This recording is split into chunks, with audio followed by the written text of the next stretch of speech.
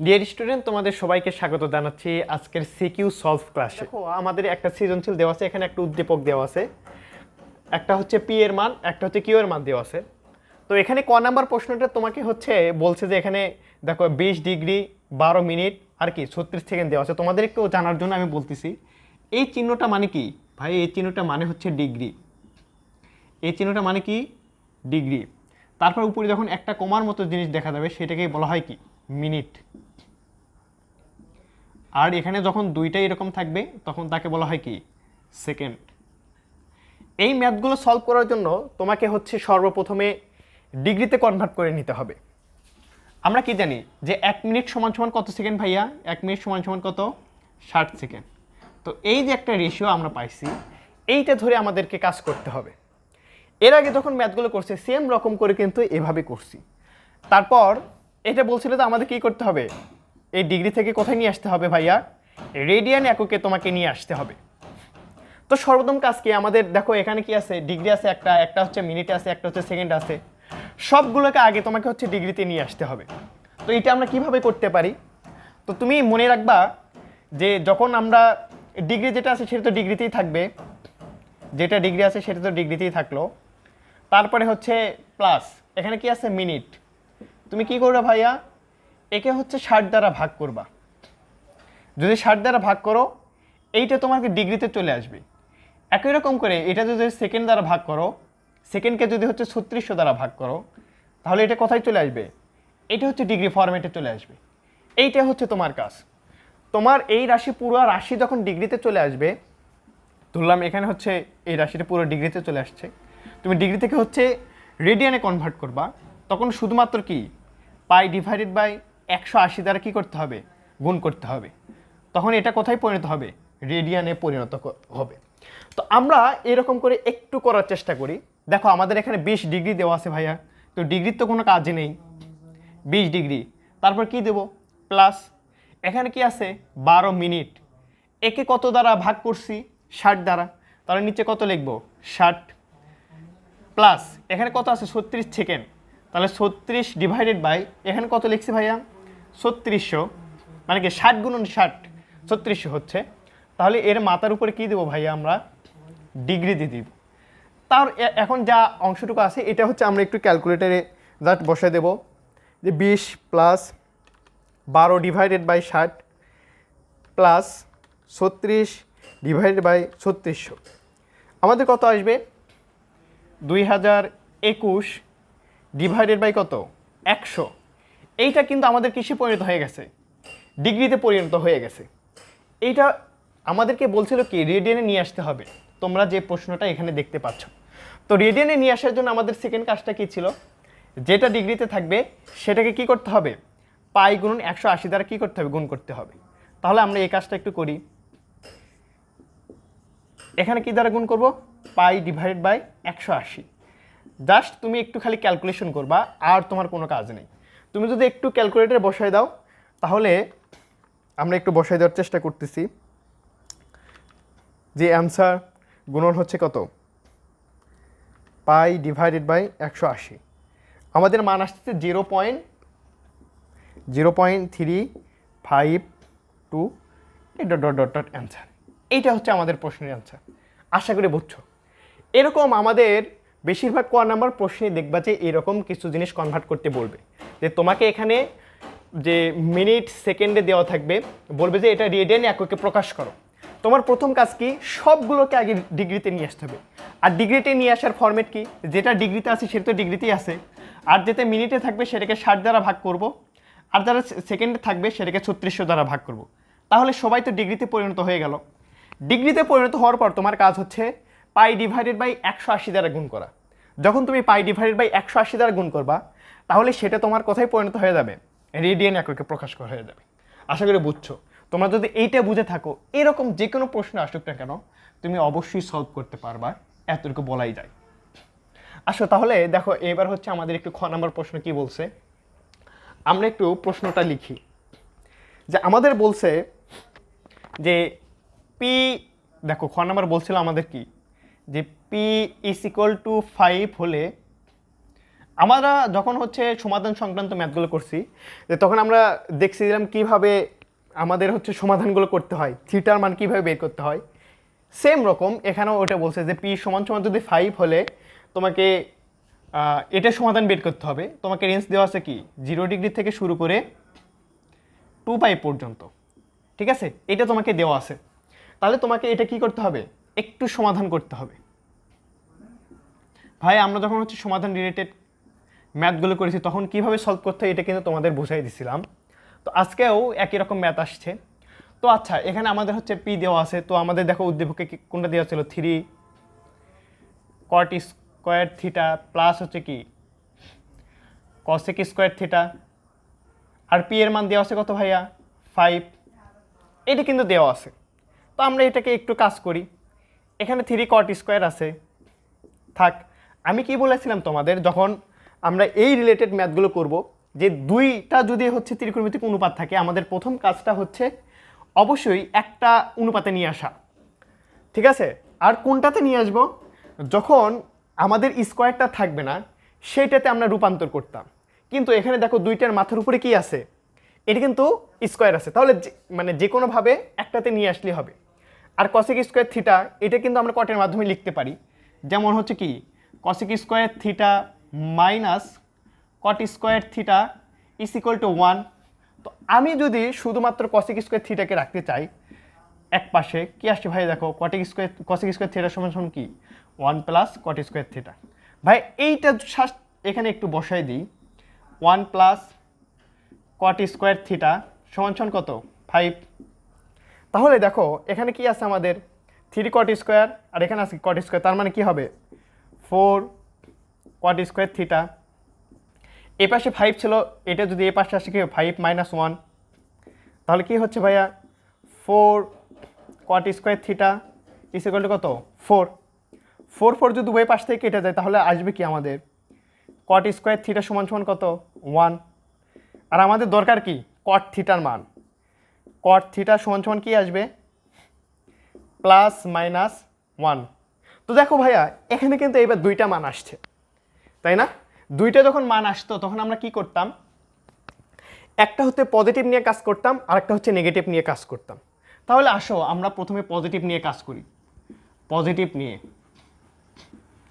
আমাদের কি আসছে cot theta is equal to 1। তাহলে থিটা সমান সমান কত হবে ভাইয়া, কি হবে cot ইনভার্স 1, cot ইনভার্স 1। তাহলে ক্যালকুলেটরে যদি তুমি একটু ইনপুট দাও সরাসরি তুমি ক্যালকুলেটরে কি পাবা না, সরাসরি ক্যালকুলেটরে তুমি এই cot ইনভার্স মান পাবা না, কিন্তু তুমি কিন্তু ট্যান আছে আর আমরা কি জানি ট্যানের উল্টাটাই কি cot। তুমি যদি একটু সেভাবে করো দেখবা এই থিটার মান কত আসবে পাই ডিভাইডেড বাই 4। ধরলাম এটা থিটা 1। আমি তোমাদের কি বলেছিলাম, যখন এই রেঞ্জটা থাকবে তখন আমাদের যদি ট্যান রিলেটেড কোনো কিছু থাকে, ট্যান এবং cot রিলেটেড, তাহলে আমরা কি করব পায়ের সাথে কি করব যোগ করে দেব। তাহলে এখানে থিটার মানটা পেয়ে গেছি, তাহলে থিটা 2 কি হবে আমাদের পায়ের সাথে যোগ হবে pi plus pi divided by 4। Just ক্যালকুলেটরে তুমি কি করবা একটু বসাই দেবা pi plus pi divided by 4, তোমার আসবে 5 pi divided by 4, 5 pi divided by 4। But এইটা যে সত্য এটা তোমাকে একটু যাচাই করতে হবে।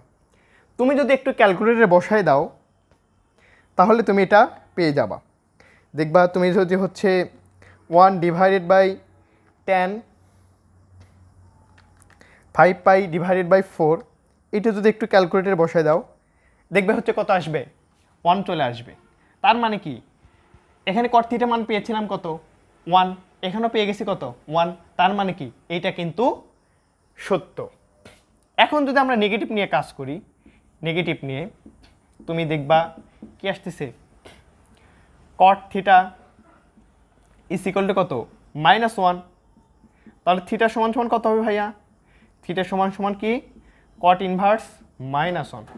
তুমি জাস্ট একটু যদি ক্যালকুলেটরে বসাও তাহলে দেখবে এইটার মান আসবে হচ্ছে 3 pi divided by 4, 3 pi divided by 4।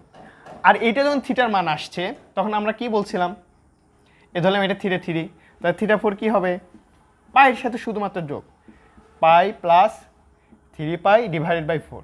Just একটু তুমি ক্যালকুলেশনে বসায় দাও, পাই প্লাস 3π/4 তোমার আসবে কত? 7π/4। বাট এইটা ভ্যালিড কিনা এটা তোমাকে একটু যাচাই করতে হবে। জাস্ট তুমি ক্যালকুলেটরে কট থিটার মান এটা বসাই দেবা কোণের জায়গায়, তাহলে দেখবা যে এখানে কত আসবে? -1। তাহলে তোমাদের তো ম্যাথ হয়ে গেল। তাহলে তোমরা কি লিখতে পারো? থিটা ইজ ইকুয়াল টু π/4, আর একটা মান পাইছি কত? 3π/4, আর একটা পাইছি হতে 5π/4, আর একটা পাইছি কত? 7π/4। এই চারটা কোণের মানটাই কি তোমার হচ্ছে অ্যান্সার। আশা করি বুঝছো। ঠিক আছে, তোমরা যদি এইটা বসে থাকো তাহলে আমরা একটু অন্য প্রশ্নের দিকে যাই। তাহলে একটু মুছে দিচ্ছি আমরা।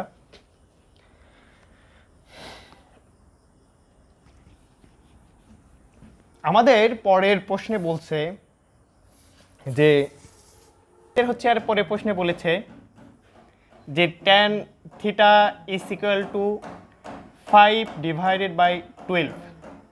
এটা হচ্ছে আমাদেরকে দেওয়া আছে এবং বলেছে যে cos থিটা হচ্ছে ঋণাত্মক। cos থিটা ঋণাত্মক হলে তোমাকে কিউ এর মানটা কি করতে হবে? বের করতে হবে। মানে কিউ এর মানটা তোমাকে দেখাতে হবে, সেটা দেওয়া আছে হচ্ছে 34/39। এটা তোমাকে দেখাতে হবে। ভাইয়া কিউ সমান আমাদেরকে প্রশ্নে কি দেওয়া ছিল? এখানে সাইন অনুপাত ছিল, কজ অনুপাত ছিল, সেক অনুপাত, ট্যান অনুপাত। শুধুমাত্র এখানে ট্যানের মানটা দেওয়া আছে। এখান থেকে কিন্তু আমাদেরকে কি করতে হবে? সাইনের মান, কজের মান বের করতে হবে। যখন এই বিষয়গুলো থাকে তখন আমরা একটা কি দাগাই? একটা ত্রিভুজ আঁকাই নিই। আঁকাইনে দেখো এখন আমাদের ট্যানটা দেওয়া আছে। আমরা ট্যান সমান কি জানতাম? লম্ব ডিভাইডেড বাই কত? ভূমি। তাহলে একটা লম্বর মান কত ভাইয়া? 5, আর ভূমির মান দেওয়া আছে কত? 12। সেইভাবে এখানে আমরা লিখি 5, নিচে কত? 12। তাহলে এখানে আমাদের অতিভুজের মান কত হবে ভাইয়া? 5² প্লাস কি 12² তুমি যদি এটা করো দেখবে আমাদের কত আসবে? 13 আসবে। তাহলে এখান থেকে কিন্তু আমরা সাইন থিটার মানটা বের করব, কস থিটার মানটা বের করব। তারপর এখানে জাস্ট আমরা বসাই দিলেই দেখব আমাদের এইটা হচ্ছে মিলে যাবে। তবে এখানে একটু কথা আছে। কি কথা ভাইয়া? যে বলছে যে কস থিটা কি হবে? ঋণাত্মক হবে। তাহলে এখানে কিন্তু আমরা ট্যান থিটা পাইছি। তাহলে যদি একটু কস থিটা লিখতে চাই তাহলে কি হবে ভাইয়া?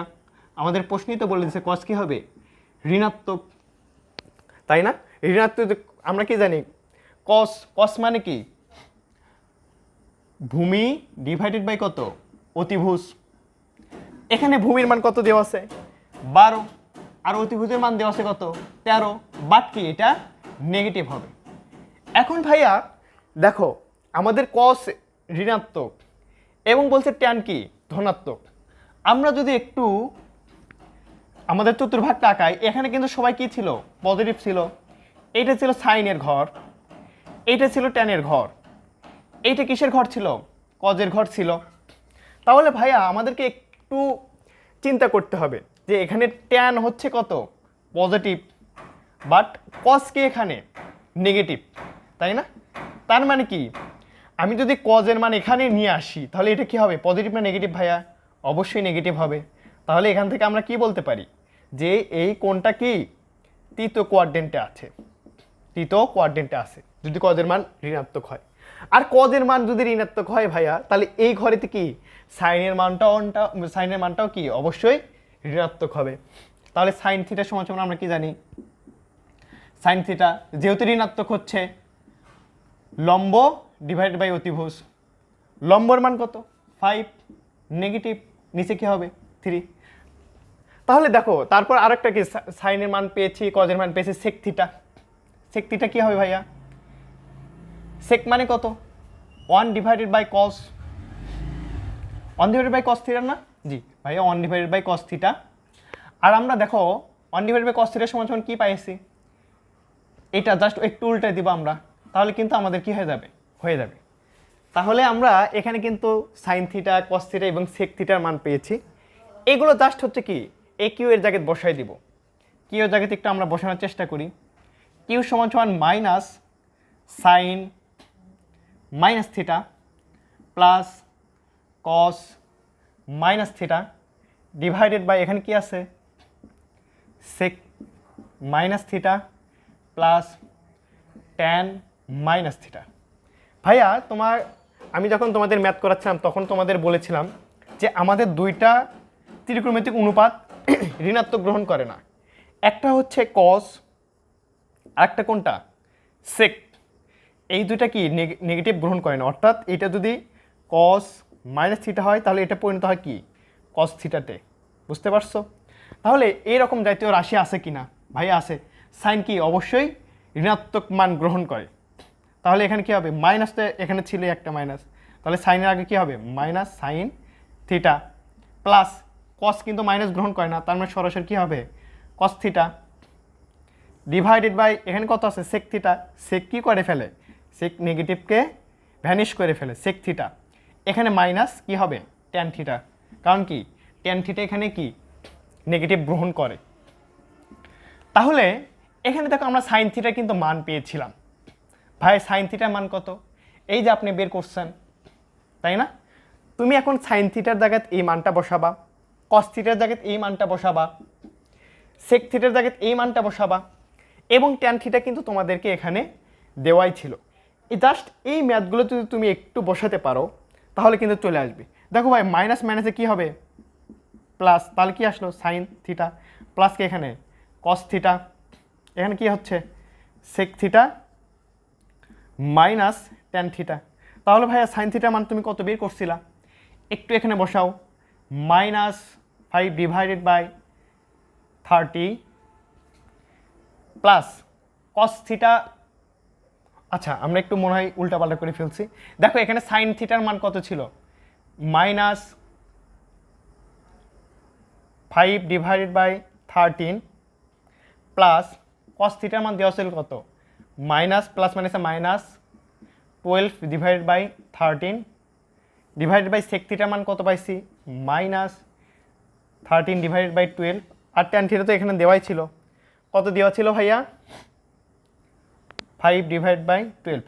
তুমি জাস্ট যখন ক্যালকুলেটর এটি ইনপুট দিবা দেখবে কত আসবে 34 ডিভাইডেড বাই কত 39। এটা হচ্ছে আমাদেরকে দেখাতে বলছিল। তাহলে এটা কিন্তু খুবই সহজ, শুধুমাত্র একটু তোমাদেরকে ধরতে হবে যে এখানে কস থিটার মান কি বলা ছিল ঋণাত্মক বলা ছিল, আর কস থিটার মান ঋণাত্মক এবং ট্যান থিটার মান হচ্ছে ধনাত্মক। এটা কোন কোয়াড্রেন্টে? থার্ড কোয়াড্রেন্টে। থার্ড কোয়াড্রেন্টে যদি সাইন থিটা বের করতে সাইন থিটা কি হবে নেগেটিভ। একরকমকে সেক থিটা, সেক কার বিপরীত ছিল কস থিটার বিপরীত, কজের মানটা বের করছি, তারপর জাস্ট এখানে বসাই দিছি, আমাদের কিন্তু ম্যাথটা হয়ে গেছে। তো আশা করছি এরকম যে সহজ সিকিউগুলো আছে তোমরা খুব সহজেই পেরে যাবা। এতটুকু আজকে থাক, পরবর্তীতে তোমাদের সাথে আবার দেখা হবে ইনশাল্লাহ। এতটুকু প্রত্যাশা রেখে আজকের ক্লাস এখানে শেষ করছি। আসসালামু আলাইকুম।